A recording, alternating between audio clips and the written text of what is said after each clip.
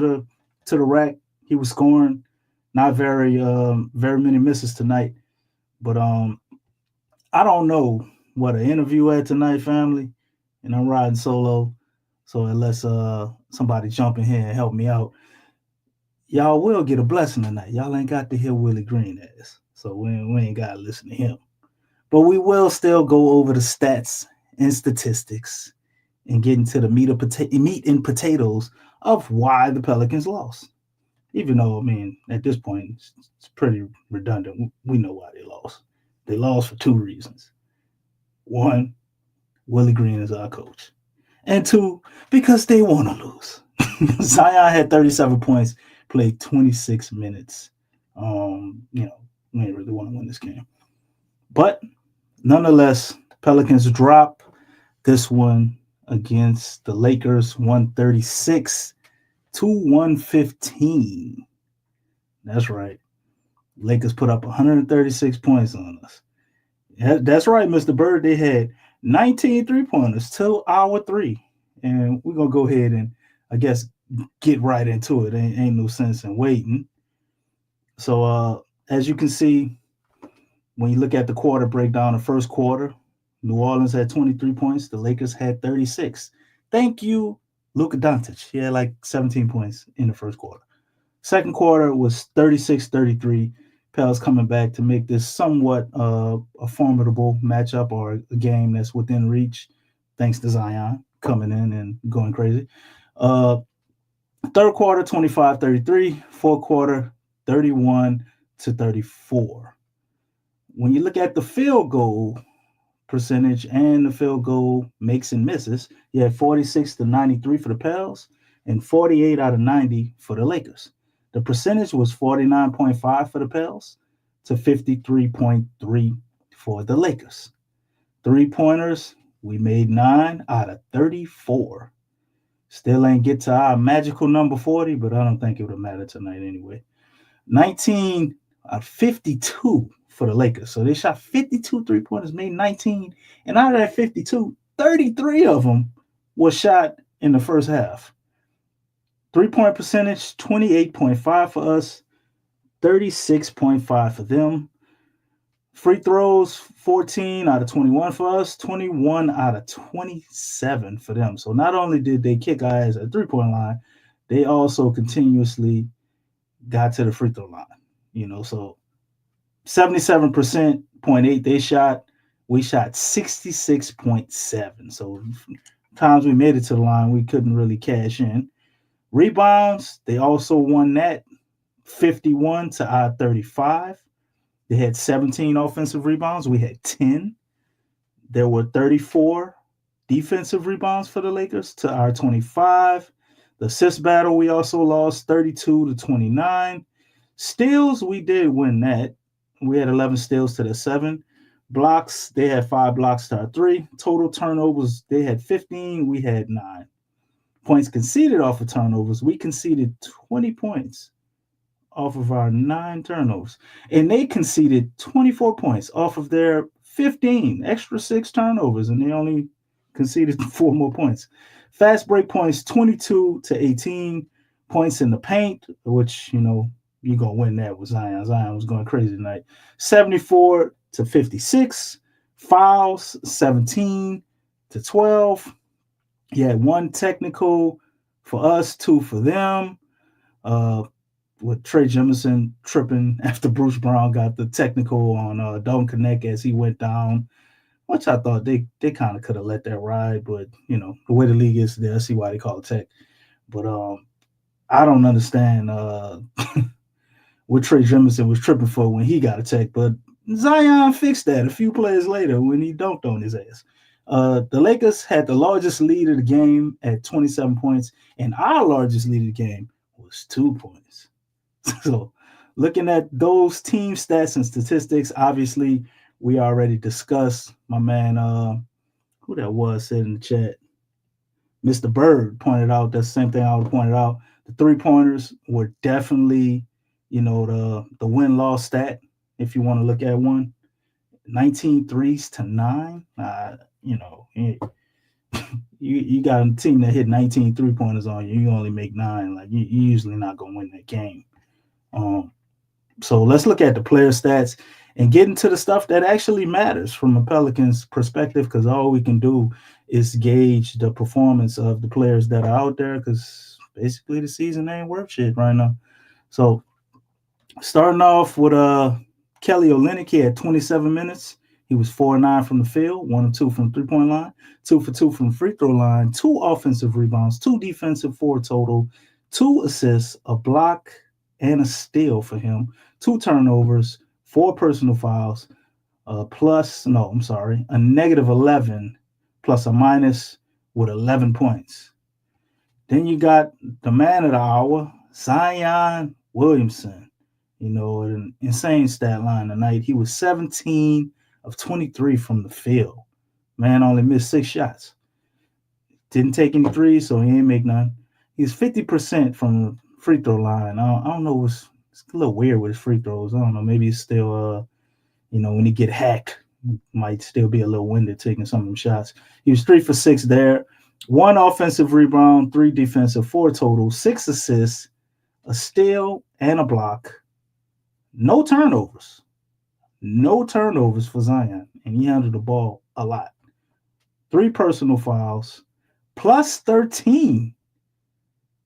That's crazy. He was plus 13, family. And we lost by what? 21 points? He's plus 13? That's crazy. 37 points on the night, and he did all of that in 26 minutes. Crazy. Next up, we got Yves Mises, who's 24 minutes on the night, 1 for 4 from field goals, no threes, missed both of his free throws, 1 offensive rebound, 1 defensive rebound, 2 total, 1 assist. He did have 3 steals, no blocks, no turnovers, 1 personal foul, a negative 25 on the night with 2 points. Probably one of the worst games I've seen from Yves, man. I ain't seen anything positive from him tonight. He still got some work to do. Mr. CJ McCollum, who, if I didn't know any better, I would have forgot he was even out there.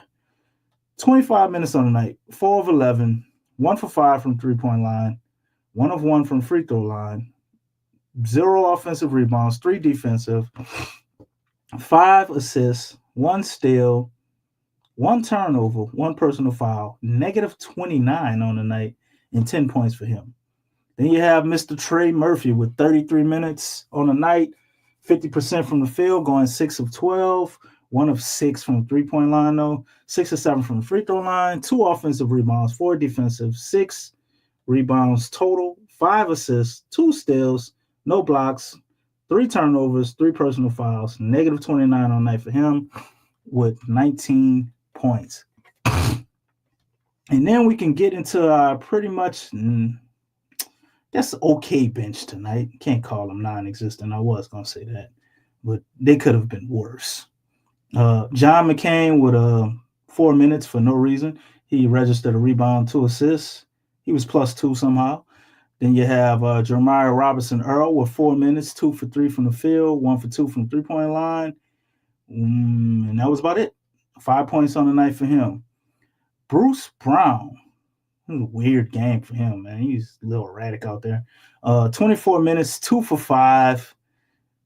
Nothing from the 3-point line. He had 1 air ball.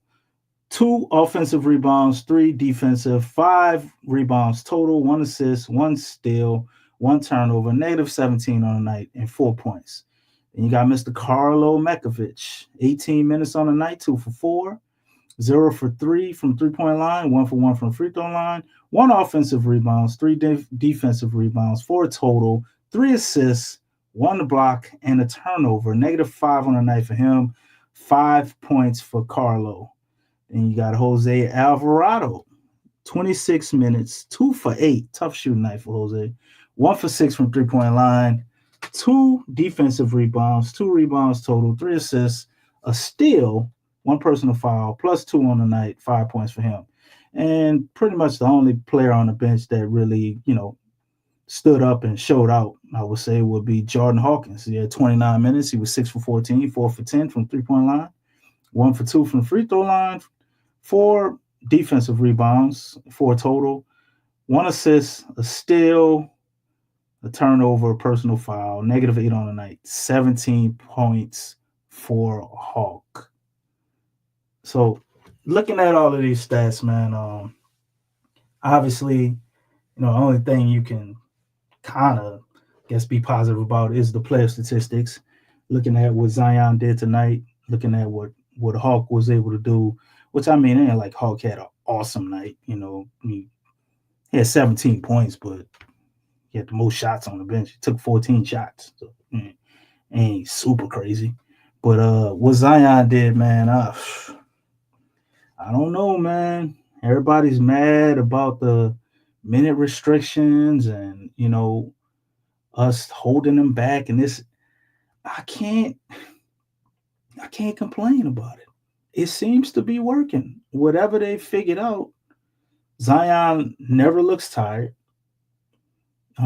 He plays anywhere from 26 to almost 30 minutes, and he's putting up just crazy, ridiculous numbers. I think over the last 10 games or something like that, he's averaging like 26, 6 and 8 or something like that. 6 assists, 8 rebounds on like 67% shooting.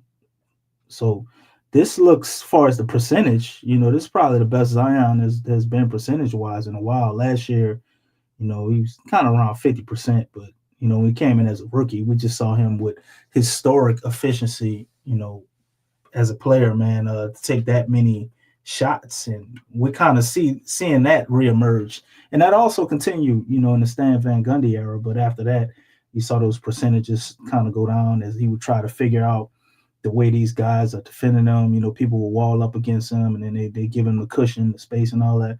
Well, Zion be in this bag now, man. The Lakers, regardless of losing AD, are actually a pretty good defensive team, and they was chopped liver tonight, man. It wasn't nothing the Lakers could do. Every time Zion drove to the paint, everybody's watching him. Nobody's hitting 3-pointers, and there's still nothing they can do. It's just, and he actually left some points out there, man. I saw a couple of times he could have got an alley, and his teammates missed him and stuff. But what he's doing is, man, this is insane. And then when I go and read articles, I saw a dumbass one on the internet talking about the Pelicans getting ready to part ways with Zion, like we're gonna trade him to the Thunder. It's like, how can you look at a dude doing this and think that the Pels would trade him or should trade him? Unless, obviously you want him on your team and you don't like the Pelicans and you think they're a shitty franchise or whatever, which some of that is understandable because our front office has been dropping the ball ever since they got in office.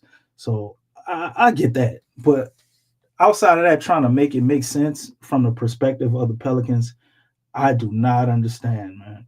That's right, Jay Carvello. You said Zion is averaging career highs in everything but points per 36, even a double-digit rebounder. Right. So it's like, yeah, that's right, Jay Carvello. Isaiah Joe, bro. Isaiah Joe. And did they even give us more than one first-round draft pick? What's it like? Isaiah Joe, Nikola Topic, who ain't never played an NBA minute.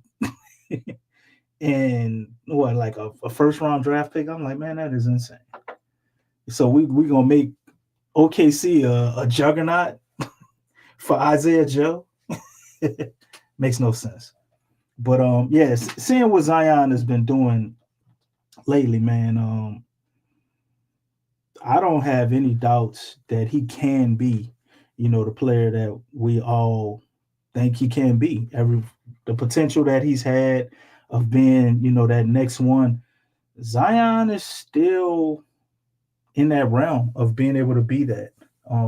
He's pretty much unable to be guarded.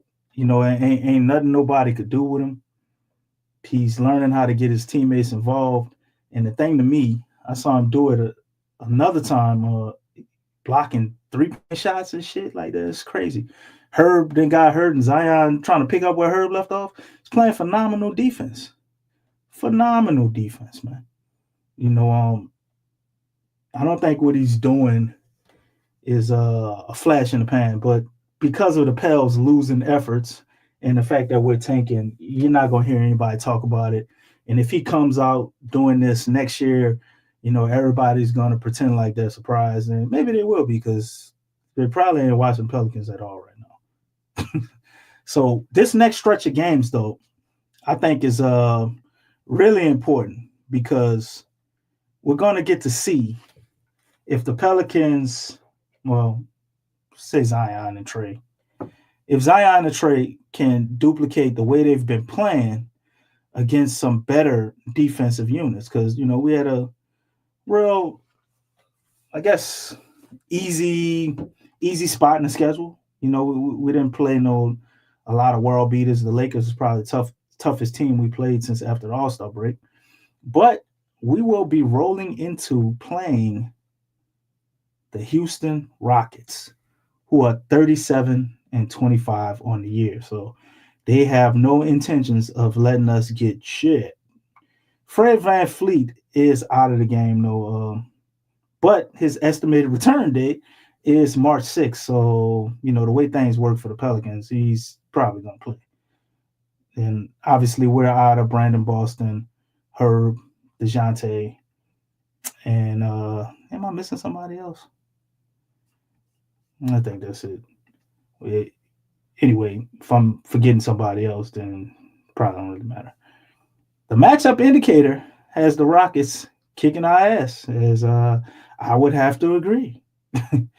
We're not really playing for anything, and they are. So why would they lose other than basically just not I guess taking us serious or serious enough to be able to beat them? But hold on, family, we gotta actually do got an interview up here. Got my man Zion at the podium. So go ahead and hear what he's talking about. Well, both of them started the game off really facilitating very well. Luka was facilitating and getting to it. But you know, when you got two players of that caliber, you know, you just try to come up with a game plan and execute it as best as you can. Hawks starting to find that consistency that I think he's been looking for all season. What have you kind of seen from him? I know he's dealt with that back injury, been up and down, but last few games he's kind of been the guy we thought he was. Just the shooter's mindset. I think the longer he's in the league, the more he's starting to really develop next shot, and I think that really helps his game a lot. What's these last few weeks been like for you? It seems like things are starting to come to you a little bit easier. Like I know, early on, the offense was, you know, guys were loading up on the paint, but it seems like now it doesn't really matter, and it's still doing it in, you know, 26, 28, 30 minutes a night. Just watching a lot of film, really seeing how defenses are loading up and seeing how certain teams play. Like they send the baseline blitz a lot. So in order to beat that, you just try to get to the middle.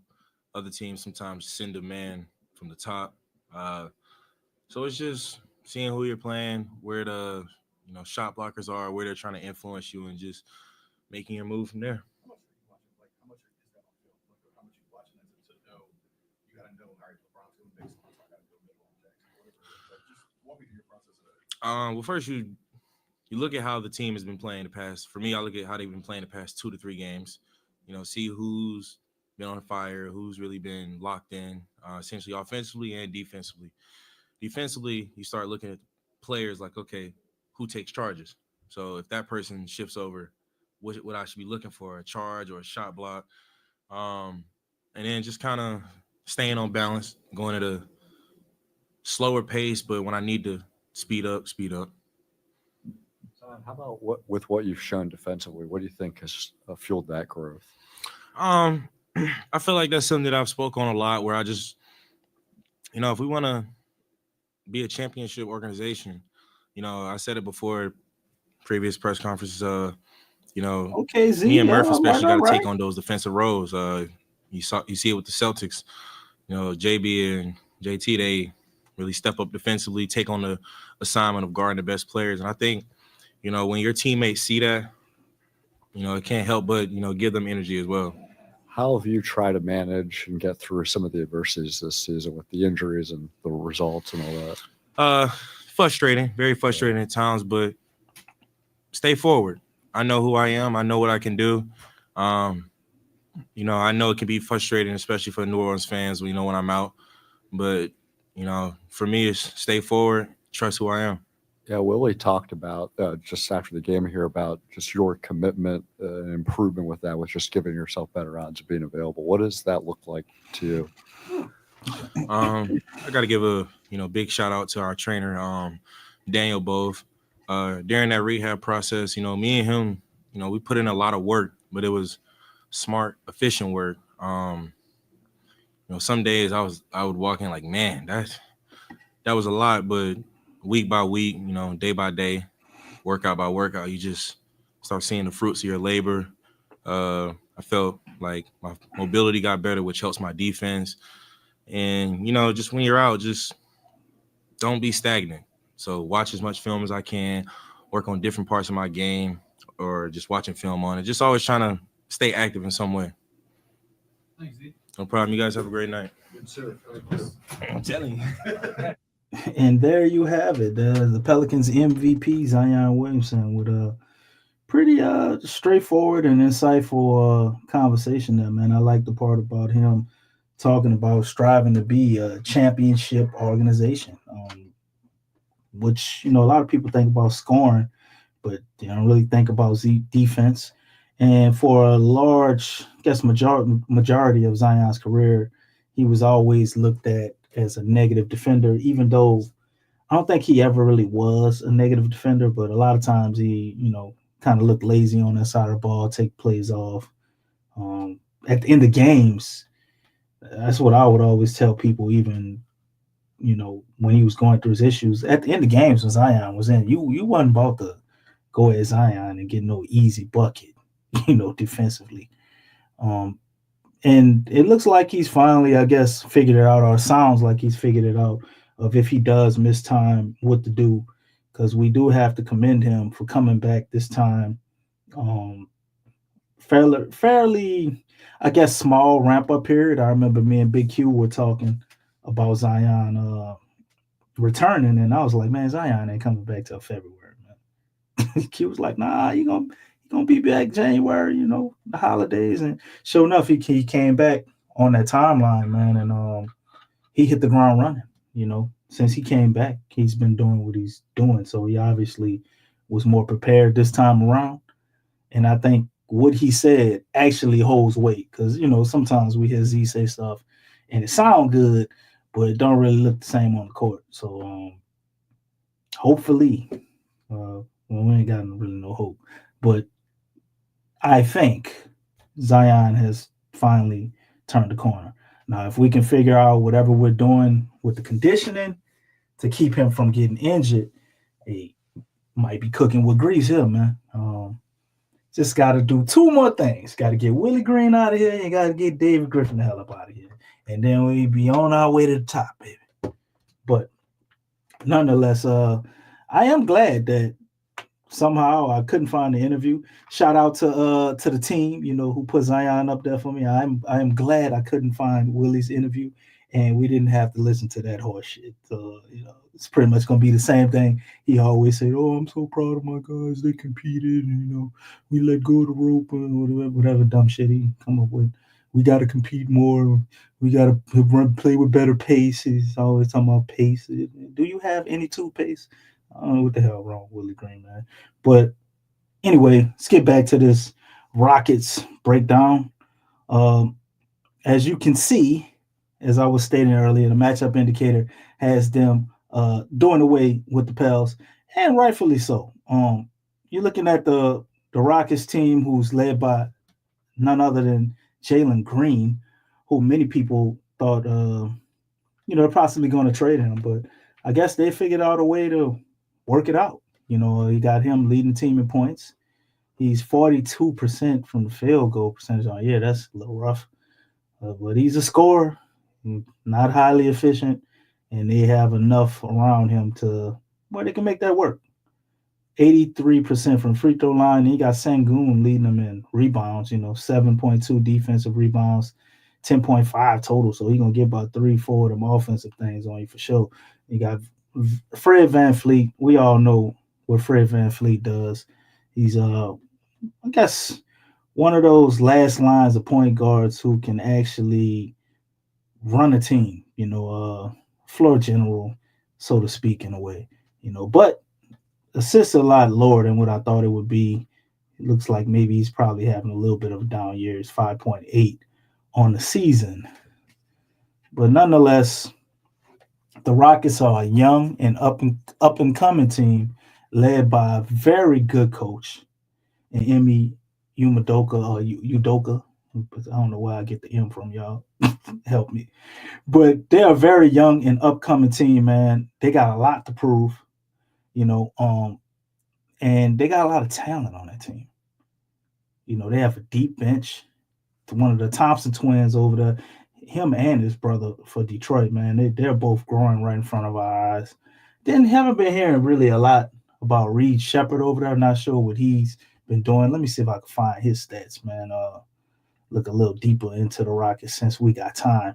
And since I don't have nobody on here with me tonight, I am going to look at all of y'all comments and show y'all some of the respect and appreciation y'all deserve and go over some of the stuff the family talking about in the chat. So feel free to put any questions or anything else in the chat that you would like to ask while we're here.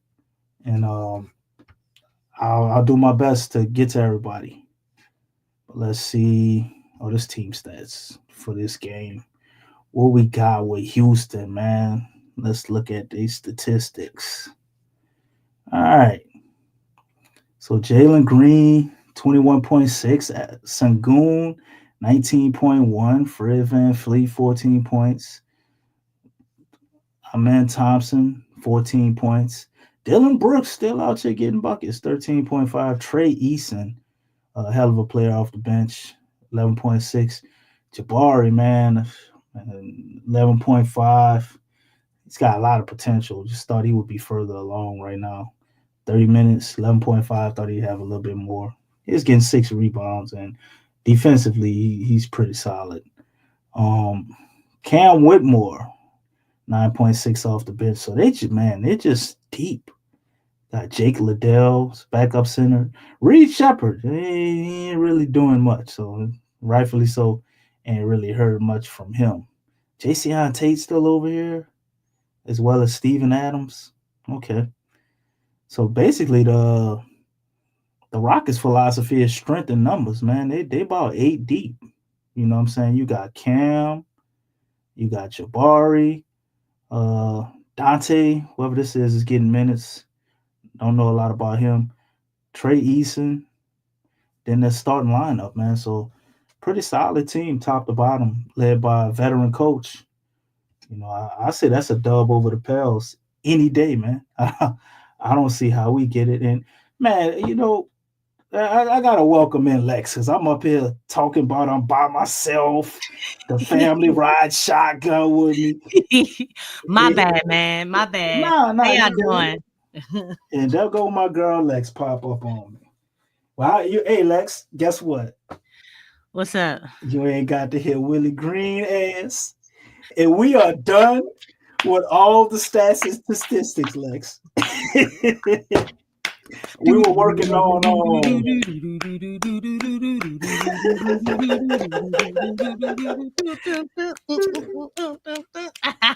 right, I'm finished. All right.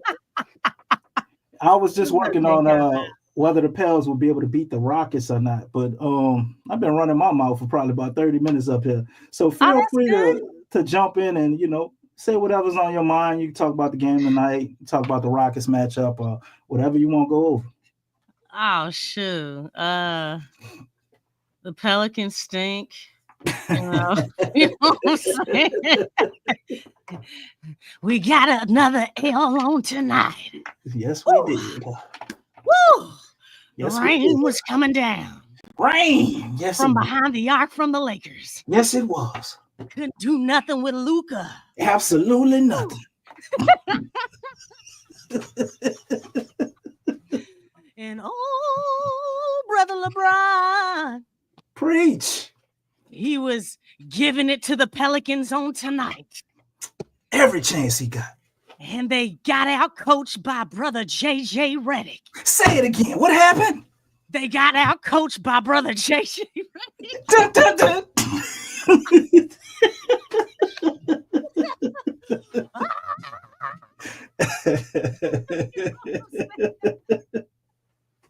Oh, goodness. Hey, Lex.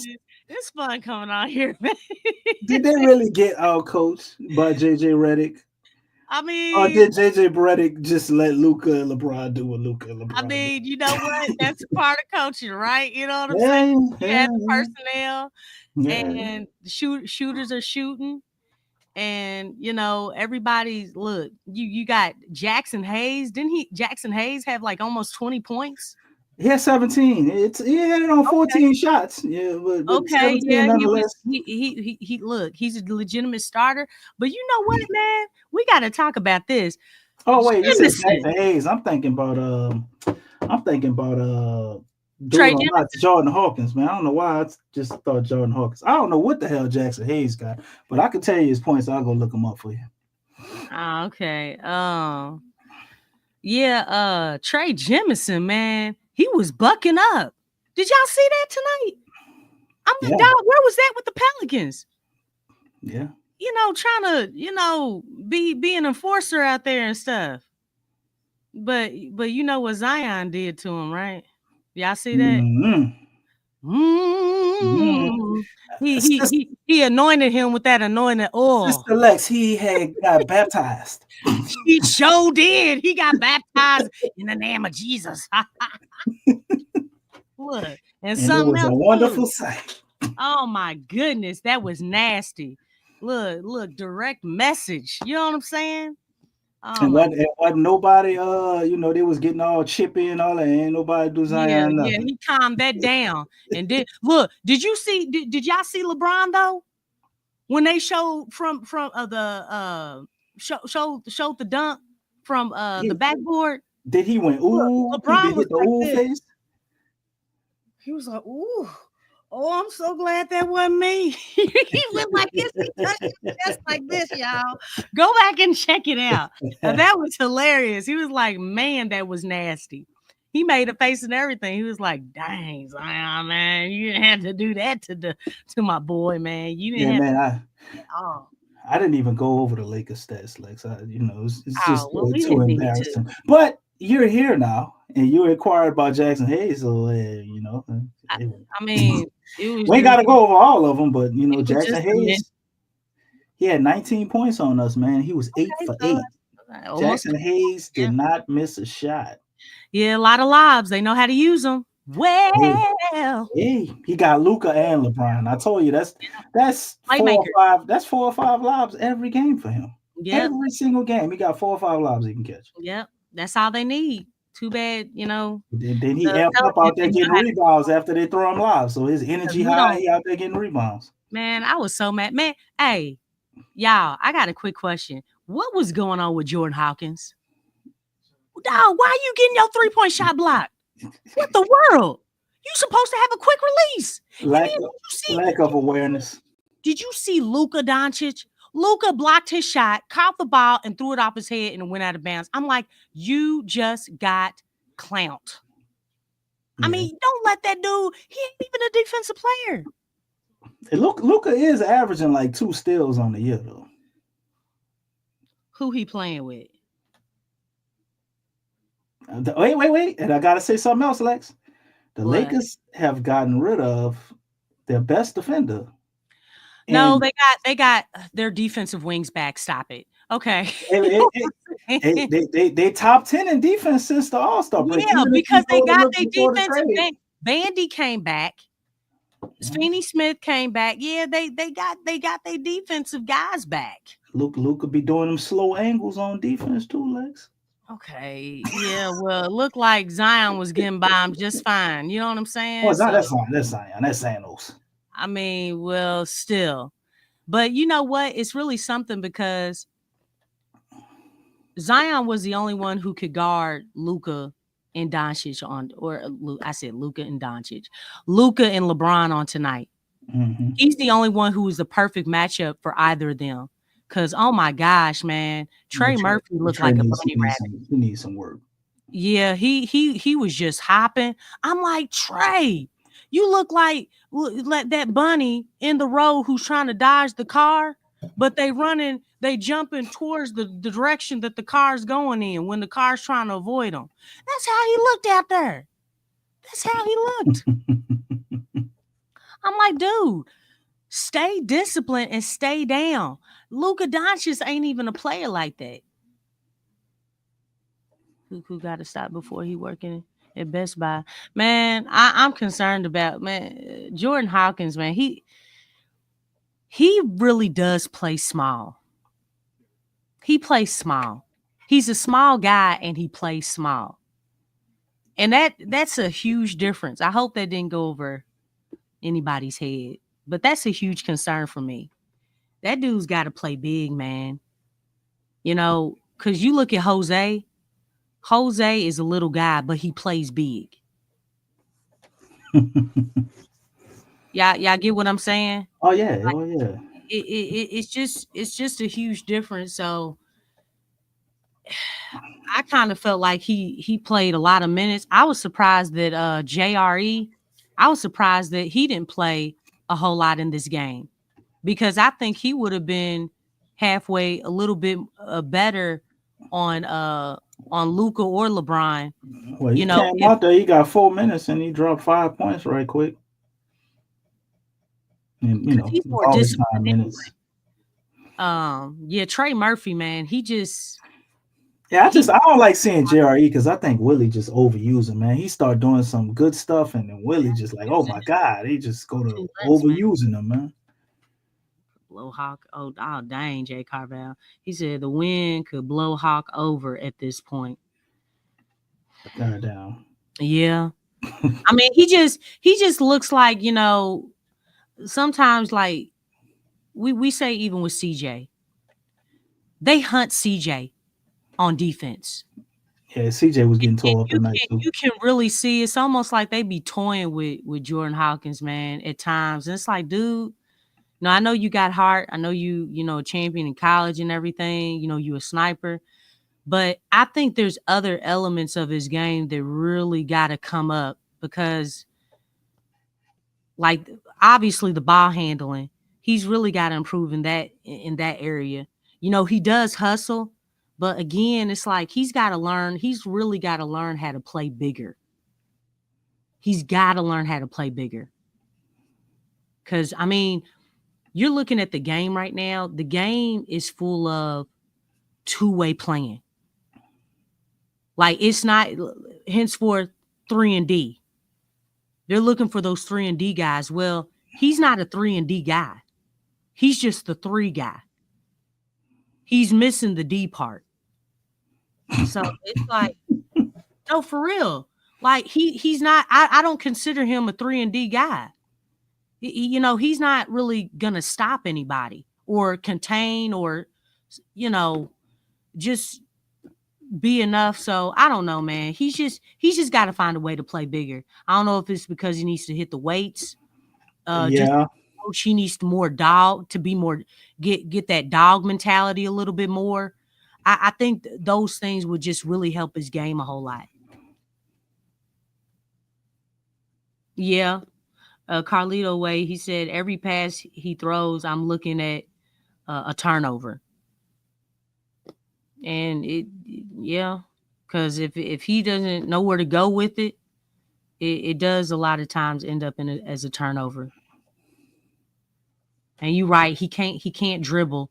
I think the only way he can dribble is when he's coming off of that screen or a handoff, and he's taking 2 or 3 dribbles and he's into his jump shot. But as far as, like, you know, just setting up, I'm scared when he's at top on the top of the key.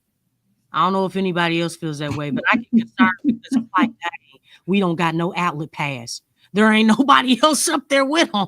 You know what I'm saying? So if it gets stolen, it's like, dog, Jordan, you last line of defense, man, because you already back there. But you bringing up that dunk? Oh yeah, I would have to go find it, Lex. Oh man, that dunk was nasty. That's not. Oh, here it is. That's how you do it right there. That was worth the classic. One by the fly by. That's how you do it. And that's light work. That's light work for Zion too. That was worth the Show classic. me. One by the fly by. But I would Let's love see for it one more Zion time. like that. Oh, But you know what? Trey Jemison didn't have nothing else to say after that. what can you say after that, Lex? It's like, dog, you need to calm down. You know, you trying all of a sudden you showing passion and conviction and being an enforcer and things. I'm like, dog, where was this when you were on this team? Because you weren't doing all that. Right. I mean, did anybody else see it when he was here? No, Oh, dang. I didn't see. To me, Trey Jemison, he looks the same over there. I mean, he showed a little intensity. Maybe they didn't put so much emphasis on being a good person. Trey was over there. He might have wanted to get a little riled up, and he looked up at them banners that said compassion and joy and mindfulness, and he dialed it back during the game. That's why you got a clean house. Uh-oh. Feel an R&B song. Uh-oh. That's why you got a clean house. You know what I'm saying? Could you take that bottom note so we can harmonize? What you want me to do? I was trying to harmonize. I took the high note, you know what I'm saying? Because we were trying to break off, you know what I'm saying? I know you felt it. You heard what I was doing, right? I ain't R&B. I ain't R&B. Oh, goodness. Come on, DC, man. You got to work. I'll give it a shot. I'll give it a shot. Okay. Are you ready? Mm-hmm. 6, 7. You know you got to clean. Oh, wow. I gave it a shot. House, okay. I don't want to be too deep.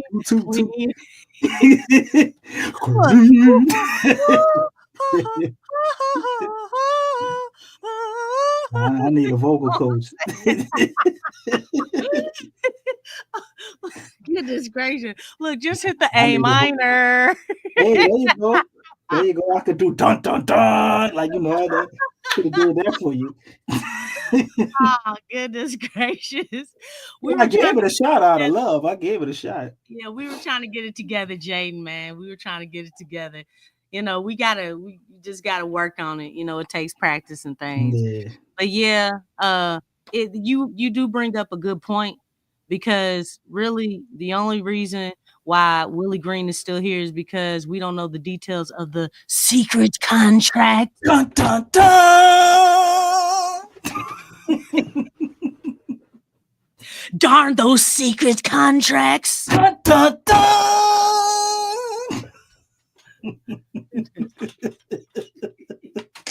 There you go, Jay, man.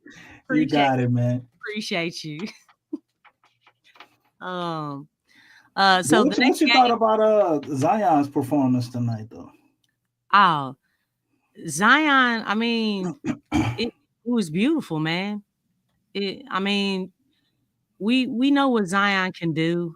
I just wish Zion had more help, because it seemed like when he was in the game, especially starting off, they were in the game. Like when he sat down, they went down by double digits.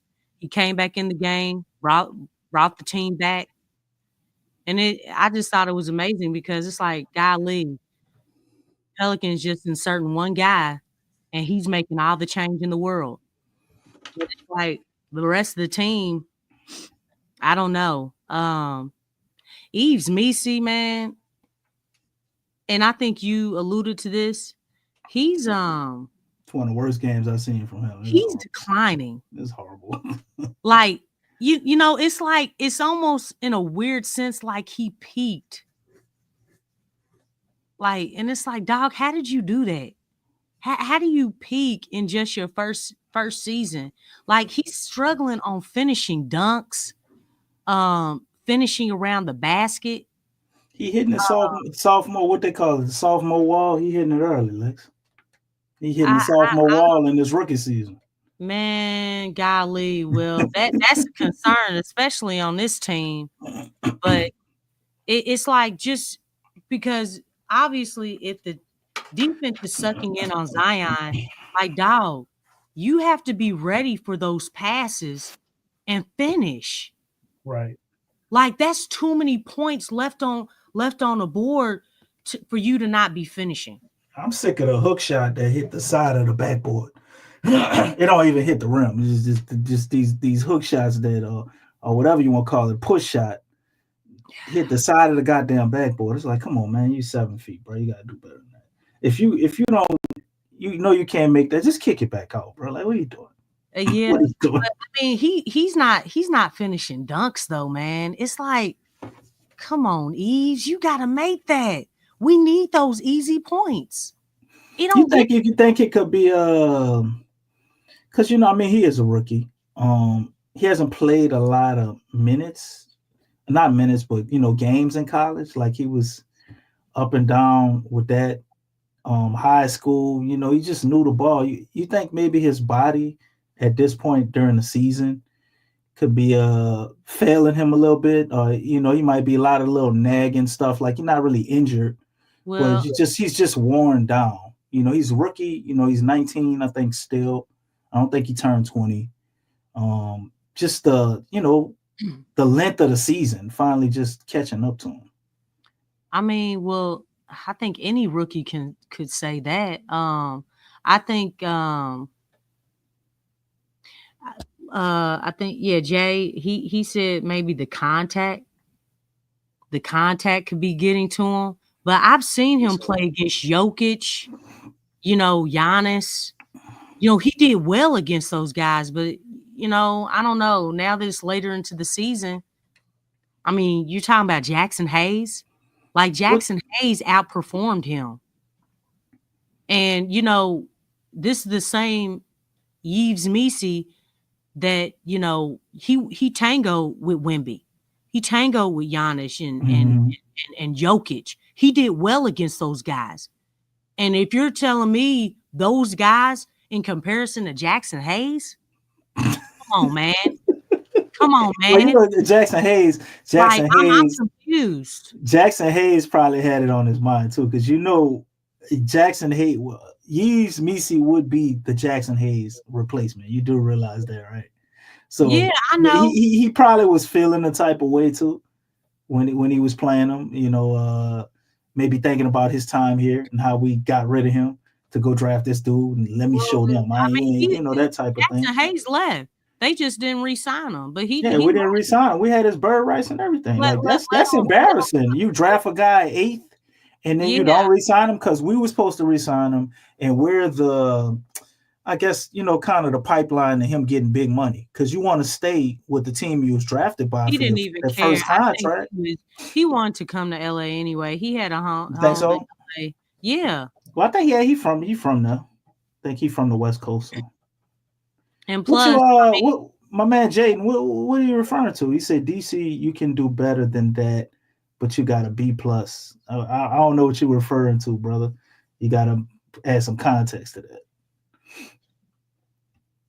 Hayes knows his role. Reddit gave him. Yeah, that's true. And then, and that makes a huge difference, because Carlo also has another interesting point for you. He's talking about Yves. Yves has no role. No, he doesn't. He doesn't, and he doesn't have any help either. No, he don't. It's really something when you look at other teams. Every guy on the team, especially if you're in the rotation, they know their role. They understand what they're supposed to be doing, and they play that to the best of their ability. With this team, a lot of times there's a lot of crossing in positions. It's a lot of crossing in roles. And because there's a lot of crossing in the roles, guys are not clear where they need to be at, what they need to do. And it's really kind of sad, because you would think with a lot of these guys, like this is a lot of these guys, they played with each other for a while. When you look at Trey Murphy, when you look at Zion, CJ, he's been here long enough. It's like, why don't y'all know like what to do? And then it's really a blessing to have Kelly Olynyk because he's such a smart guy. And he already came with that. He didn't learn that from the Pelicans. He didn't learn that from Willie Green. He has a strong IQ, and he came in with that himself. That is an interesting point, Lex, because I just want to point something out, and you go ahead and finish your spill. Think about it. Anybody who came here that has good basketball intelligence, they've already had it before, even our rookies before they came here. Yeah. There's nobody that came here and you'd be like, oh man, that guy got so much smarter. Even if you want to look at a guy like Jose or Herb or Trey, these guys they already had that. Zion already had that. Yeah, and just think, that's why I say when you look at other teams, they have IQ themselves, but when you look at the coaching, it's like, man, that's more IQ that you're adding to that player. That's more IQ that you're adding to the team. That's why it matters when you're going up against just the players have high IQ, but the coaching doesn't. And you're going up against a team that does have high IQ players and they have a high IQ coach. Man, you got problems. You got problems. Like you're at a disadvantage before the game even starts. And that's one thing that we said even leading up to this game. We like last stream, like, what's gonna happen? Absolutely nothing. Say it again. You know what I'm saying? Like that's what happened. Absolutely nothing. They got blown out. Why? Because you only have half of the equation. You only have half of it. You don't have you have one half instead of having two halves, which make the whole. Mm-hmm. So Lex, what's up? Why don't we have the other half? You trying to go another 2 hours, ain't you? You know what I'm saying? It's 1:58 where I is. The answer on the screen. It's 1:58 where I is, and you asking me a question that's gonna take us another 2 hours. You know what? The answer is on the screen. The answer is right on the screen for you.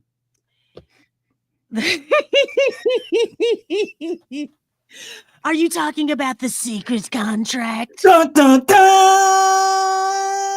Aren't those secret contracts? Dun, dun, dun! We all got hate it for you, those Jaden. secret contracts. Dun, dun, dun! Jaden said, I got a B+ for the secret contract. I wanted to run it back for him. But yeah, if we really answer that question, you're right. That is a podcast within itself. Yeah. You know what? I think one day we should get together and do a podcast on coaching with Coach Lex. Oh, and we could point out a few plays and a few things from Willie. Oh Lord! And you bust it down. You bust it down. Oh man, shit. Bust it down. You know, and hopefully it get to the front office so they can see it. Maybe they just can't see, Lex. You know what? I'm getting tired of them daggone handoffs. Run a real play, chicken. Get some staggered screens up in there, flare screens. You know what I'm saying? I've seen them run some flash screens. I done seen them run some flash screens. They don't run a lot of them, but I done seen them run some flash screens. Every once in a blue moon, that's when you see them. Okay, look. We went from shooting too many mid-range shots to now we don't shoot no mid-range shots. Don't ever. And then you know what? Another thing, like I can't go with this, man. You know, you're gonna see some elbow, Carlito. You always gonna see some elbow. Goodness gracious. Wouldn't be Willie if he didn't run elbow. I just those handoffs, man. You know what? It's That's really the only way something we're gonna get because some mid ranges. when I see a lot of the things that the Pelicans do, even the way that I talk, I make it a point not to use any type of plays like that or terminology. Because I can't, there's nothing wrong with handoffs, but the fact that the Pelicans use that handoff, I'm like, you know what? I can't. And look, I be working on, creating plays and stuff. I'm like, I can't do no handoff because the Pelicans do the handoff. That's what Willie Green does. You know what I'm saying? I'm not doing that. Wait, hold up, Lex. You know Willie Green then destroyed the idea of running a handoff play. He sure has. Look, force. I don't want my team to have force. You know what I'm saying? So your team, you coach it, you refuse to run handoff because the part of Willie Green is in the back of your mind. We bump them handoffs, man. You know what I'm saying? Like we ain't doing that junk on my team. You know what I'm saying? I love it. I love it. Look, are you proud of us, coach? Heck no. I ain't proud of none of y'all. You know what I'm saying? I'm happy for you, but I ain't proud of none of y'all. You know what I'm saying? Why? Because Willie Green be using that terminology that he's proud of his team. I'm not using that word. I don't understand how you can. I've seen coaches do this, and I think sometimes it is warranted. Like when you have just like a hard-fought game, and you really felt like your team should have won, and they got the shaft. One play this way went the way it was, but they did almost everything right, executed at a high level, right, and just lost. And the coach says that. I'm like, okay. But I have never in my life, Lex, seen a coach say this shit after a loss so much. Yeah. It's usually like, like a once every year or two thing. You might hear that coach say something like that for one loss. Willie get up there anytime the team played with half of a pulse. He get up there and talk about how he proud of them. I'm proud of our group. I'm like, bro. Hard. No, they didn't, Willie. No, they didn't. What is this shit? Like, what? You didn't even.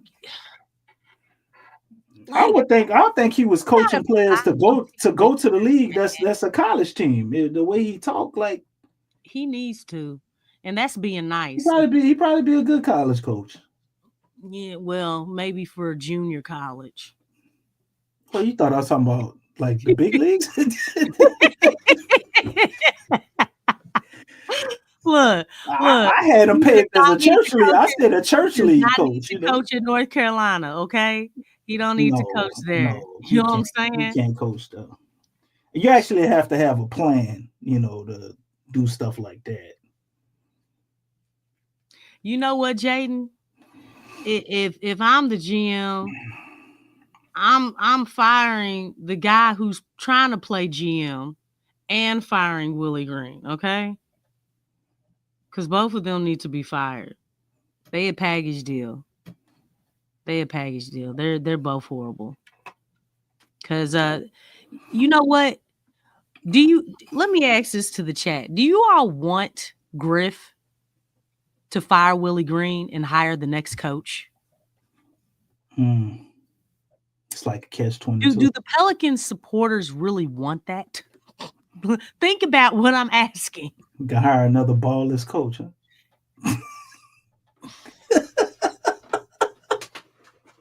That emoji, am I making that emoji right? Okay. And I'm just saying.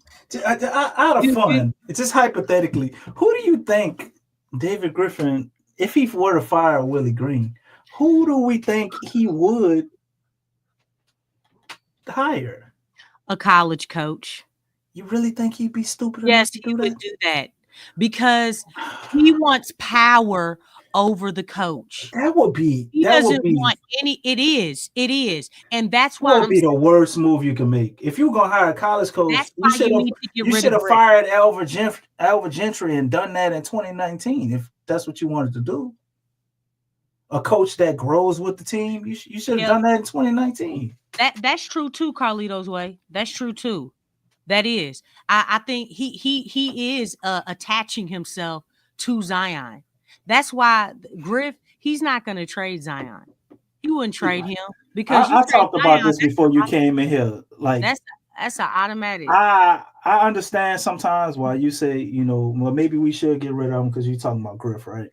And just want to see the big fella flourish, But I don't understand how anybody on any organization in their right mind would trade Zion. I don't see it because so many things. You know what? I don't with think him that with Doncic either. Huh? I said I don't think anybody saw that with Doncic either. Well, I had an asterisk about what I said. I don't think any organization in their right mind. I said that part. They weren't in their right mind? No. Even with the situation with Kyrie. Even if you were going to trade Luka, right? How do you not shop Luka to all 32 teams and take the best possible package you can get? How do you not do that? Man, they must have really not liked Luka, man. Like it's either that or Luke. Maybe Luka wanted to go and he just want to look like the good guy. Because I don't see how a team just trades for you, in the middle of the night. You didn't want to go there. There's no talk of, are you going to extend with us? Luka contract is about to be up. You know what I'm saying? It's just, it's very weird. They very well could have just traded him and he didn't know, but from whatever team, I think that would be a risk unless you're already obviously a contender. You feel like you can convince him to stay because you can win. But the Lakers aren't the only contenders.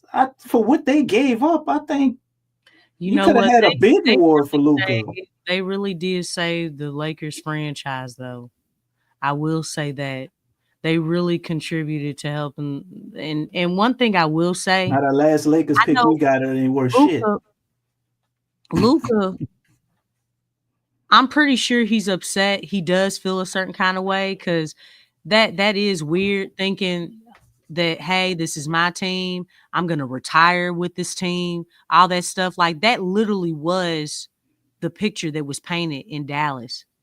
But one thing I will say, hey, at least, they sent him to the Lakers and not the Wizards, No, you don't do Luka like that and send him to the Wizards. He was put in a great situation. But think about this. Like, so what about a team like, if you're a team like Cleveland? Now this is a sticky situation. But you're a team like Cleveland. You wouldn't give up something for Luka. Just go to any team that's up there winning. OKC. You wouldn't give up something significant for Luka. You can look at any team and just go down the list. Some of them you're like, okay, maybe Luka won't fit, but you could have looked at the Lakers and said you gotta think like Utah Jazz got a whole lot more back from Rudy Gobert than Dallas. The Spurs. You know what I mean? Like Luka. You don't think the Spurs would have gave up the house for Luka to pair him with Wemby? Like it's just, you can go down so many teams for the Lakers to get him to me without them shopping him with anybody else. Really, it's just mind-boggling. That's why it's like, okay, this is either to me like some shit where the league just want the Lakers to be relevant. Maybe they're trying to push this Celtics Laker thing, get them in the finals and drum up more viewership. They feel like, or Luka wanted to go to the Lakers, but he didn't want to look like a bad guy. Because he could go to the Lakers, he could do his hookah and drink beers and shit. Nobody don't care as long as he winning. You could say that, but Luka, that same week he was traded, he had just bought a brand new house. I mean, are you really gonna do all that knowing that you're gonna go to another team? Like you could be right. Maybe Luka, somebody in his family, won't be a real estate agent. They were just flipping that shit, Lex. We don't know.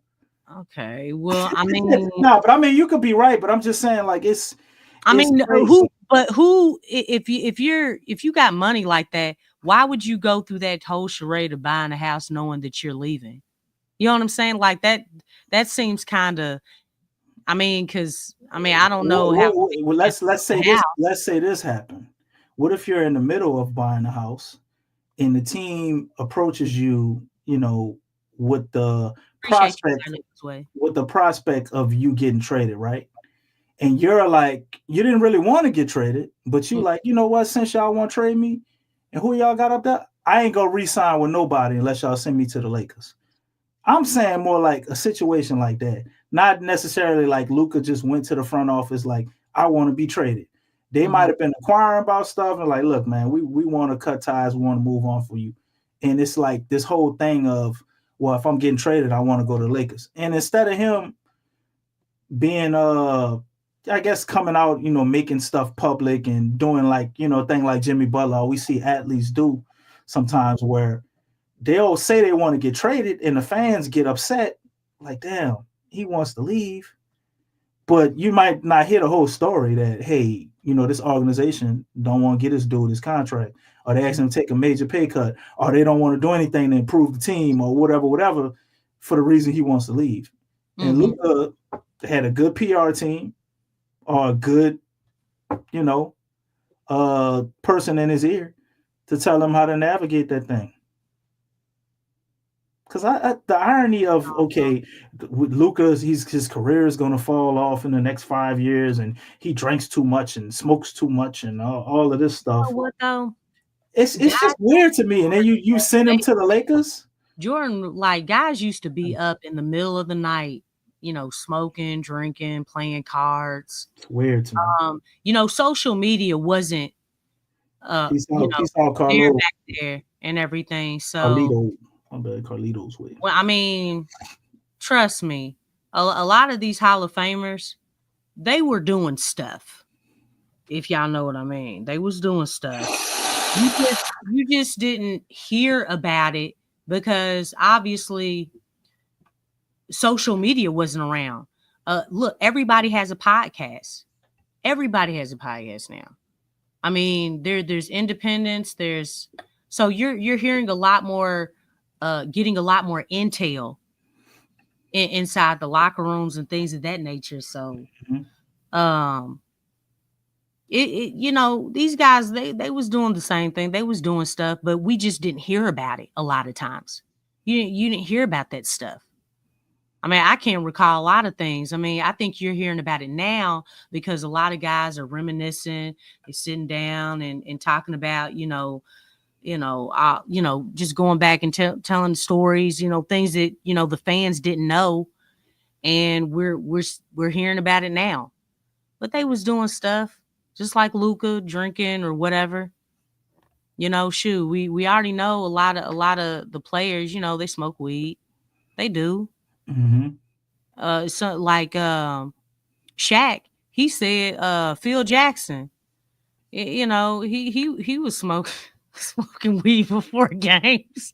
You know what I'm saying? Like, it's like, what? I mean, there's some wild stories, man. Shoot, you could look at Dennis Rodman. What story do you want? A little bit of everything. What story do you want to hit first with him? You know what I'm saying? Like, these guys was doing a lot. I mean, they was doing a lot. So Luka, what he's doing, I'm not saying that it's good or bad or whatever, but is it really as bad as what guys were doing back in Jordan's day? And, if you're still performing, because, you have some guys, again, they smoke weed right before the game and go out there and look. Lou Williams, he just recently told a story where, he was out at the club and he was getting ready to leave. And he said some chicks came in and he was like, oh man, so he ended up staying longer. He had the game the next day. And basically he was drunk during the game. He talked about that. Yeah, he told what it was, Doc Rivers was his coach, huh? Yeah. He was drunk. Yeah, he was drunk. He was like, all right, man, I gotta come clean. I'm drunk, man. I can't do it. And Doc sent him back out there and said, well, you know what? We got our main offensive players. They are down right now. You go out there and you sweat that junk out, and I need you to perform. And you score. And he went up and put up 30. And they won the game. You know what I'm saying? Like, how many times? Look, that's just one story. And that, Doc ain't the best coach. You got a lot of situations where he done messed up, but Doc is a good coach. A good coach. Only a good coach can pull that off. Either that or he was really desperate. Willie Green would have sat him down and be like, okay, man, all right, look, just go in the back, get some coffee.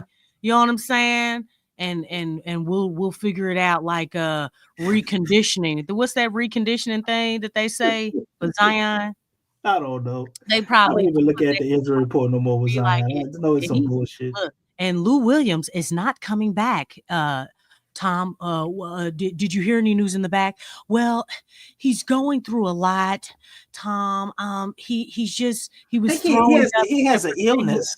Yes, illness in the middle of the game. Mm-hmm. Yep. So, all right, let's go ahead and answer this question, and you can tell me about whether the Pels gonna beat the Rockets or not, and we'll go ahead and get up out of here.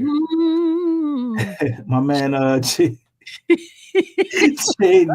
DC and Lex, if the Pels do get at least a top 5 pick, do all of this tank stuff will be all of a waste? Yes or no? Wait, what? I get what he's trying to say. Am I reading it wrong? I don't know. He's saying if the Pelicans do, maybe trying to say don't. If the Pelicans don't get at least a top 5 pick, will all of this tank stuff be a waste? Yes, it will. But if you're in the 14% category, like the 14 percentage, I think it's like 14 and it's 10. Then I forget the other 2 levels after that. But in that 14% category, I think the lowest you can get is the 5th pick. If you put yourself to be able to have 14% odds based on the wins and losses. And we're looking at a situation where you got another team that's going to start dropping a lot of games in the Dallas Mavericks because Kyrie is out for the year now. I wish that brother a speedy recovery, man. I didn't see it, but I heard Antonio Daniels talking about it, and I went looked up some articles on him, and they talking about how sad it was, when he tore his ACL, he still stayed out there, shot his free throws, and Kyrie had tears coming out his eyes. But nonetheless, Dallas is out of it. They're in the 10th. I think right now they're gonna keep dropping. Mm-hmm.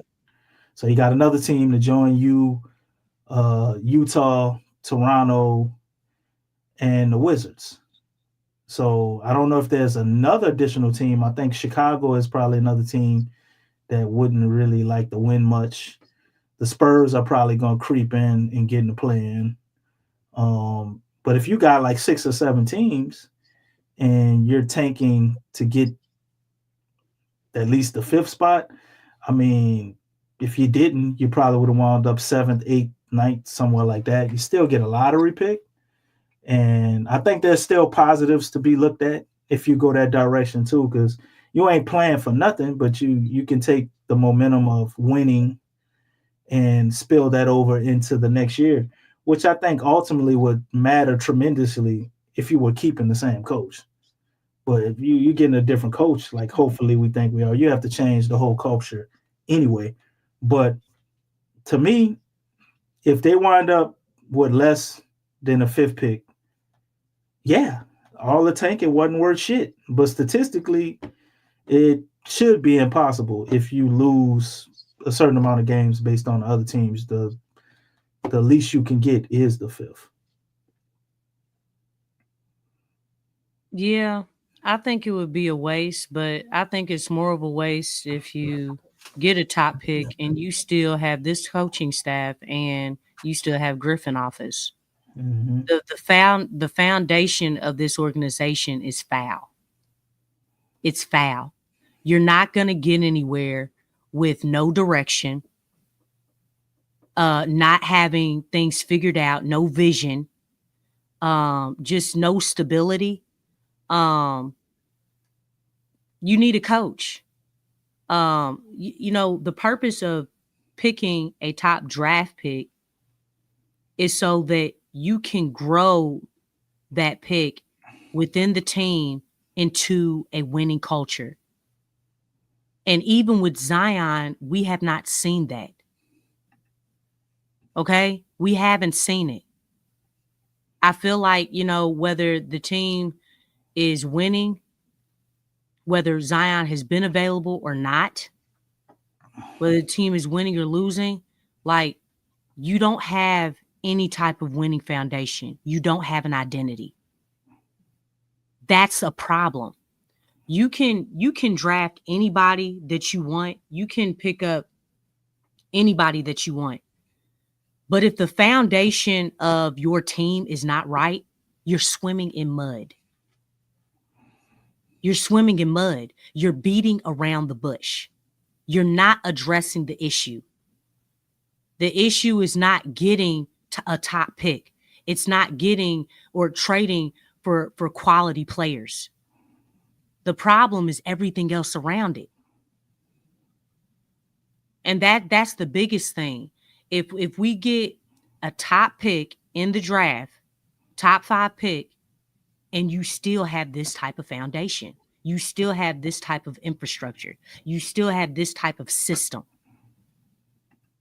Because it's not a winning system. It's not sustainable. Like, are the Pelicans trying to continue to be a borderline play-in team? Is that what the Pelican supporters want? Because I know that's not what I want. But in all 6 of these seasons, that's what this team has been. That's what this team has been. Even with Zion playing 70 games, remember what he said? He had Zion taking a back seat. Mhm. Played 70 games. That's awful. That's awful that even with Zion playing as many games as he played, you were still a borderline playing team. And that's what it's about. Thank you, Jay Carval. That's what it's about. The Pelican supporters want to win. Like, being a borderline playing team, and look, I said playing team, not a borderline playoff team. Okay? I don't need that to go over. Being a borderline playing team is awful. That means you're barely making it. That means there's something else wrong. You don't know what to do with these players. The coaching is bad. The management of the team is bad. Like, piecing the team together, the chemistry is bad. Like, just the direction, the identity, it's all bad. And even with Borrego, I don't know, because we talk about Borrego all the time. We speak very highly of him. Let me tell you something. Borrego look bad right now. Everybody on that coaching staff looks bad. Nobody's looking good. The front office for the Pelicans are not looking good. I know we talk about Swing Cash. I really like Swing Cash. But you know what, though? I don't know about Swing Cash. Honey, what you doing up in that office? Because all of y'all look horrible. All of y'all look like Tweedledee and Tweedledum. So that foundation for me, it's like, okay, yeah, you got a top pick. Now what? Are you still trying to figure it out? Because let me tell you something. I am not trying to hear that. I'm not trying to hear that phrase. We're going to figure it out. We've been hearing that all season. If you have gone all this season playing like this, looking like this, dog, come next season, y'all better have everything figured out. Everything. Cause ain't nobody trying to hear, oh, we're still figuring it out. What do you mean? You had all season. You had a low season. You had all season to figure out how to figure it out. You had all season to do that stuff. If you get this top pick, you need to have the vision and the direction and creativity and imagination from there on out. Once you pick them, really before, because really you don't want to pick them and then all right, we got this pick. All right, what are we gonna do? Nah, I ain't trying to hear that junk. Y'all have had plenty of time. You've had plenty of time. You've had plenty of trial and error. You've collected enough data. We're tired of the hurry up and wait. We're tired of that. You better do something. You better do something. And you better come with the right mentality, because ain't nobody trying to support losing. Look, a borderline playing team is already losing to me. Getting to the playoffs is not good enough for me. We've already seen that. Yeah, you got to the playoffs. And you know what? You got swept. You literally just got to the playoffs. That's all you did. You got there. We want you not only to get there, because we want to be specific in our prayers, right? You not only want to get there, but we want you to win. Not only do we want you to win, we want you to get to the next round. And that's the bare bone minimum. So it's not just about that pick or getting that really nice trade. Everything else around the players that you get on this team, it has to be there. It has to make sense. It has to be together. Because right now, clearly it's not. Mm-hmm. I agree. But you control the controllables. Yeah. And all we can do is look at them and root for a better team. And with that, you got to acquire better talent, because we have no idea when Mr. David Griffin is going to be out here. But you're absolutely right. They need to shake the whole foundation of everything. And I see it as, by the front office being so foolish, it's kind of up to the players at this point to actually fight back and push for that change. They're going to have to push them people out of there. You know, you get enough dogs in the building, it'll be uncomfortable for Mr. Griffin anyway. That's why he's so They careful. gotta push him. They gotta push him out, because the players can do it. If those guys go in there and they doing everything and they winning, and you know, especially around contract time, because they don't want to lose out on their money. Yeah. Let's say Zion gets an MVP or something, and he start acting like he gonna leave. What it's gonna take for you to stay? And let me tell you, David Griffin out of here. I think that's the only way he gets fired, Lex. with what Zion's doing in a small amount of time, man, I know a lot of teams are like, dog, they are wasting this dude, man. We could use him. You know what I'm saying? Of course. Like Zion, you can put Zion literally on a contending team. They're probably going to the finals. Right.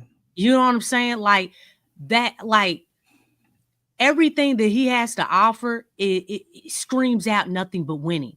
His gravity is undeniable. It's like, dog, you like, anybody who has any type of basketball sense, it's like, man, you put this dude in this situation, it's like everything is going to open up. It's going to be crazy. It'll be so easy. Like basketball would literally just be easy. And that's the difference with having someone who knows what to do with you and knows how to position you and maximize you compared to somebody who doesn't. It makes a huge difference. Huge difference. And then look, oh my gosh. Can you imagine Zion with a real coach? Oh my goodness. What do you think about Coach Bud? You know, after seeing tonight, KD, him trying to grab KD, and KD yanks his arm away and all of this, and Phoenix just falling apart. You know what? I didn't see. He might get fired because I mean, if they blow everything up, what incentive are they gonna have to keep him? They're definitely gonna blow things up, but really, like I said, if you're going to make a big three or a super team, whatever you want to call it, you cannot get guys and they all have the same, or they all have a similar skill set. That's not going to work. It's going to cause a clash. And we've seen many a times where teams look good on paper. They look great on paper. But when you look at them, it's like, well, what's the matter? Why can't they get it done? I mean, you could look at the Clippers. At one point in time, the Lakers, when they had the glove, Malone, they couldn't get it done. When they had Steve Nash at one point in time, along with Dwight and Kobe, like that didn't really work. It's like, it's really there's a lot of things that intertwine with being successful when you start talking about that big three or that super team. Like the talent and the chemistry has to be there. You have to understand, okay, how can we make this work? Like Durant, Booker, or Bradley Beal, none of them are point guards. That's true. None of them. Wait. They have Tyrus Jones though, who is certified point guard, and guess what? They went times where they have him coming off the bench, which I don't understand. But then again, there's another side of the ball. Yeah. Defense. What about coaching too? Because like the more I think about it, thinking about it now, right? Other than OKC, which I didn't hear a lot of waves about KD and coaches, right? Everywhere he's been since OKC, he's had a problem with every coach. Well, he wasn't high on Steve Kerr. I mean, this is the first time he didn't like Kenny Atkinson either. You know, Kenny Atkinson was there with the Nets. He got him fired. I didn't think he had a problem with Steve Kerr. I thought he had a problem with Draymond because Draymond, you know, Draymond too. But I've heard stuff where he didn't like Kerr. I heard he didn't like Kerr either. I mean, maybe it's just a rumor. But yeah, I didn't hear anything. Now I know about Steve. But everybody else, even after, okay, let's say Steve Kerr and whoever he had with the two coaches he had with the Thunder. Let's say he was cool with them. But everybody else after that, but he ain't like none of them. He had Frank Vogel, Monty Williams, Steve Nash, who he picked, Kenny Atkinson, look what he's doing in Cleveland. He had issues with him, and Jacques Vaughn. No, I didn't hear him say anything bad about Jacques Vaughn. I didn't think he had a problem with Kenny Atkinson. When fired. And when was he with Kenny Atkinson? He got him fired for Steve Nash. What, Steve Nash? Yeah. He was there? Are you sure? Because I thought KD got there when Steve Nash was there. Well, you got to remember, Kenny Atkinson was the coach that had Brooklyn in the playoffs with what's your boy name? What, D'Lo? Though, right? He traded D'Lo for KD. Kenny Atkinson was still there. I guess he sat down and talked to him.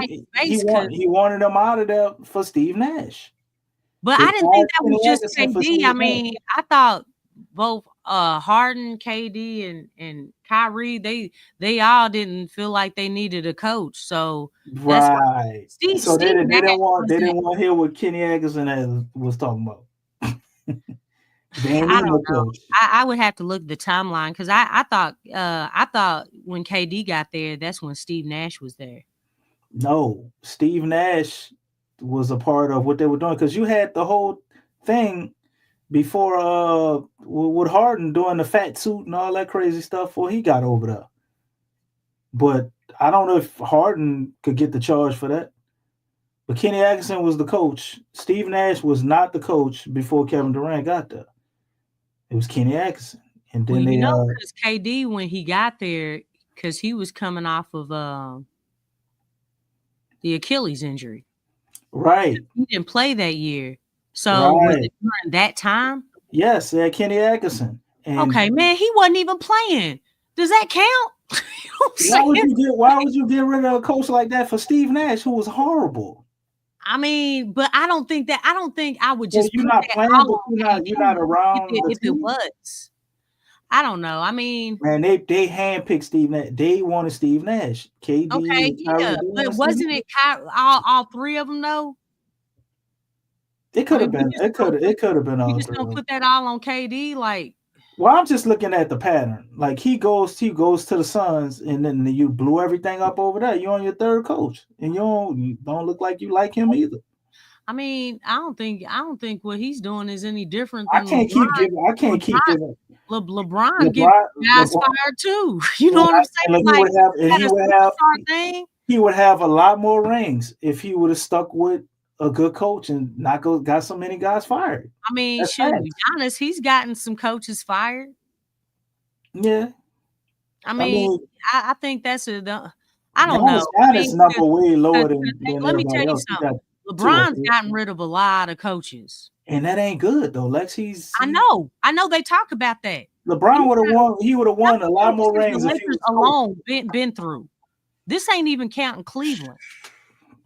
In Miami, he had Coach Spo. Coach Spo wasn't good. Well, dang. Coach No, Spo, because he had he won the most he ever won under Coach Spo.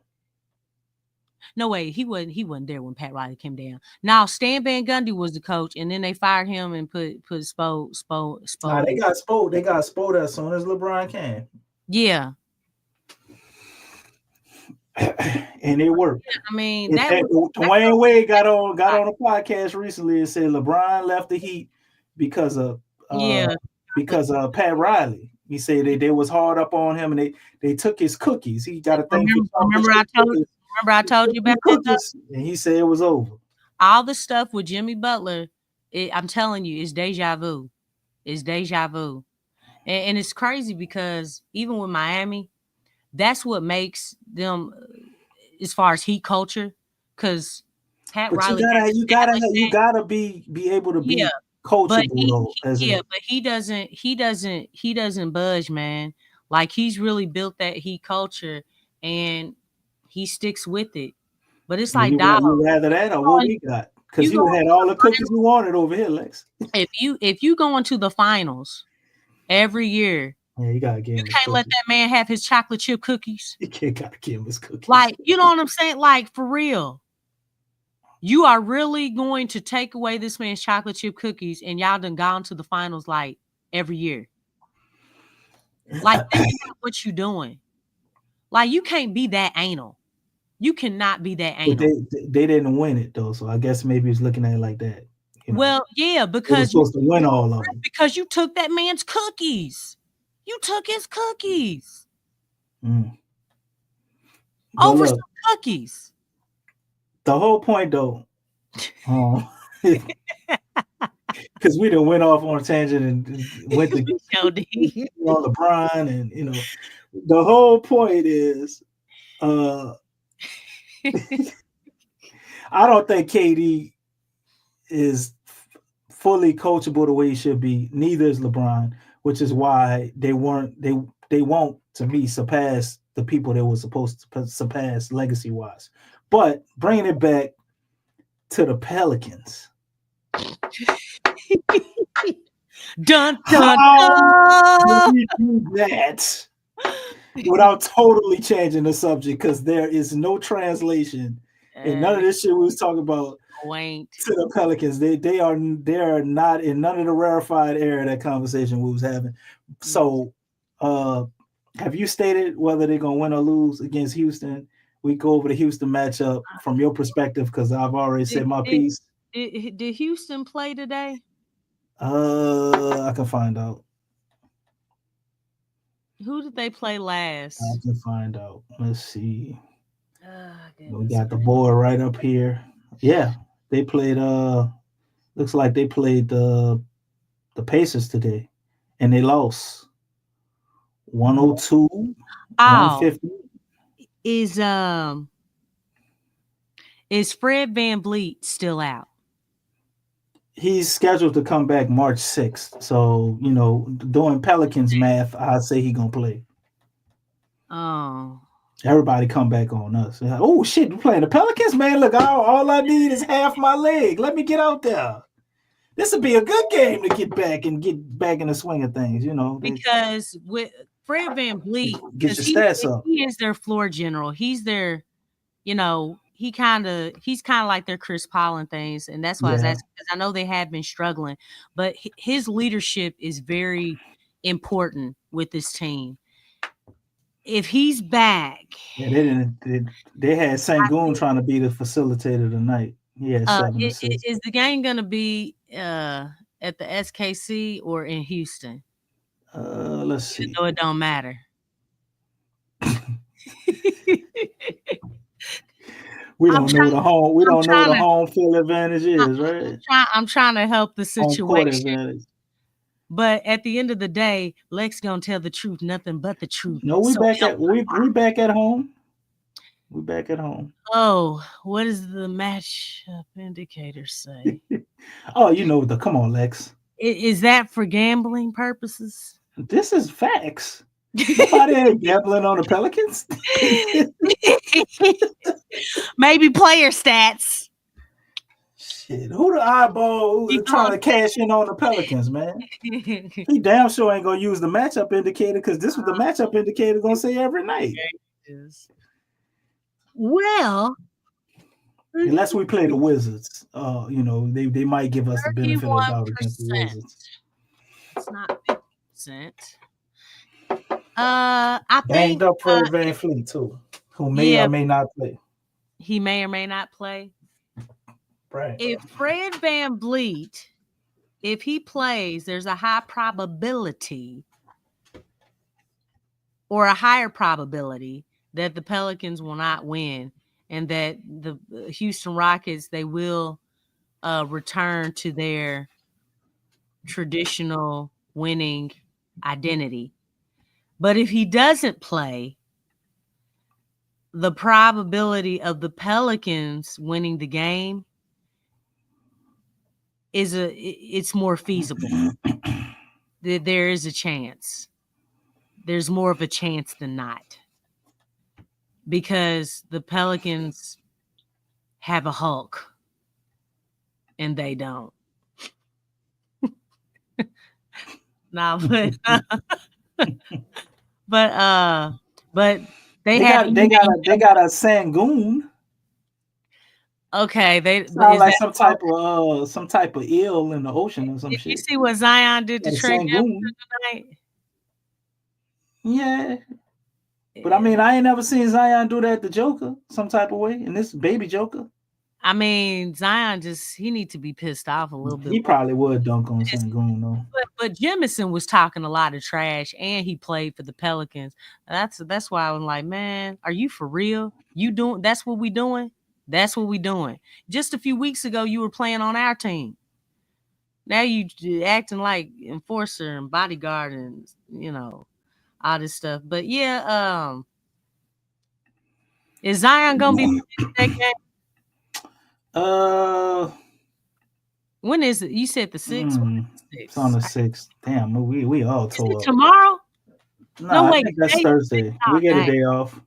Okay, look, today is the 4th, I believe. Hey, the 6th is tomorrow. Like, man, they got a back-to-back. Nah, they don't have a back-to-back. So Zion will indeed play. Midnight, y'all. Yeah, we got to get up out of here. There's a chance, and there's also not a chance.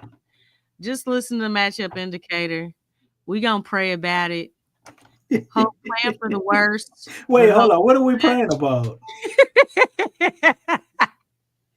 You don't know? What are we praying about?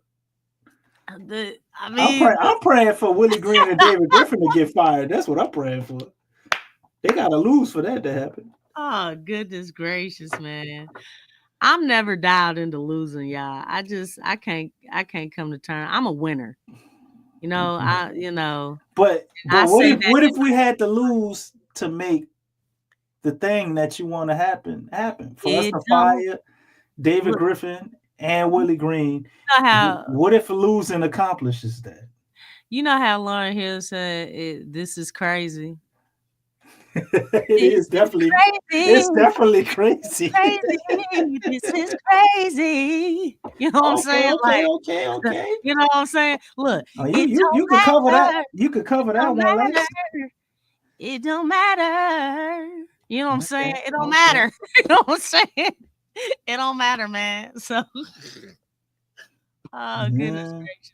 Because you know it's all about that secret contract. Dun dun dun. All right, man. We got to get up out of here. I got to wake it's up my late. kids in the morning. So with that, Oh, I say I got to think of a different phrase. I can't say go Pels. I want their ass to lose. okay. With that, raise the flag. Oh, my God. Harp on your burdens, Pelicans. Yeah. Please like, subscribe, and share the show. You know, shout out to my co-host Lex. Thank her for being here. Appreciate everybody in the chat. Y'all staying locked in. Late, you know what I'm Late saying? night on a horrible loss for the Pelicans. Y'all are the true MVPs. You know what I'm But saying? you know what? Trey Jemison got dunked on, y'all. Go Trey back and Jemison check got it out. dunked on and Noah slimps out. I am not saying that. I would say lose Pelsmont. Okay. Oh my God. Look, you already got a loser in Willie Green. We don't. We already losers, Lex. I'm You know team. what? I'm team peel You off the band-aid, baby. Speak for yourself. I'm a winner. I'm a No, I'm winner. talking about- In my I'm Mike a winner. Singletary, in my Mike Singletary voice. I'm a winner, but when I walk into the Smoothie King Arena, if I'm cheering for the Pelicans and I'm a part of the team at that point, we losers. The record indicates that. Well, I'm not at the SKC. And that's what it is. I'm at my crib watching the games on. Apparently, I'm in my podcast room, you know, so you know this is a losing area right now until we regenerate this shit next year. You know what I'm saying? Well, I wanted to say this, man. Look, Reinvent this shit next year. My team had a good season. We went undefeated. All right. Look at that. That's how dialed in. You gotta keep your mentality though, Lex. I don't want to taint. I don't want to taint or poison you, because you know that energy. We seen what Cameron said about Jim Jones and you know Tank out there. You know that bad energy will jump on you. You know. Oh shoot! Oh man, the way that my passion for basketball works, that ain't happening. Don't let that David Griffin energy. Get up on you. I tell you, I sleep well at night. Really green energy, you know? I be dreaming about plays, man. I be dreaming of plays. I'm like, you wake up in the middle of the night and write them down? No, I memorize them. I'm like, ooh, that's mean. We gonna do that, you know, in practice. You know what I'm saying? Mm-hmm. Sure. Look, I think the most thing that I'm thinking about is the name of the play. I'm trying to think of a creative name for it. But yeah, like shoot. Yeah, the way I operate, man. Look, I'm trying to win. So all this stuff don't affect me. It ain't gonna rub off. I don't got time for it. Well, that's all I wanted to hear. And with that, any last words? Miss Lexxah Drew? No last word. You know what I'm saying? Dun, dun, dun. Look, I had a lot of things going in my head, but I thought you had something impactful to say. I was like, oh shit, she got to take a break. You know.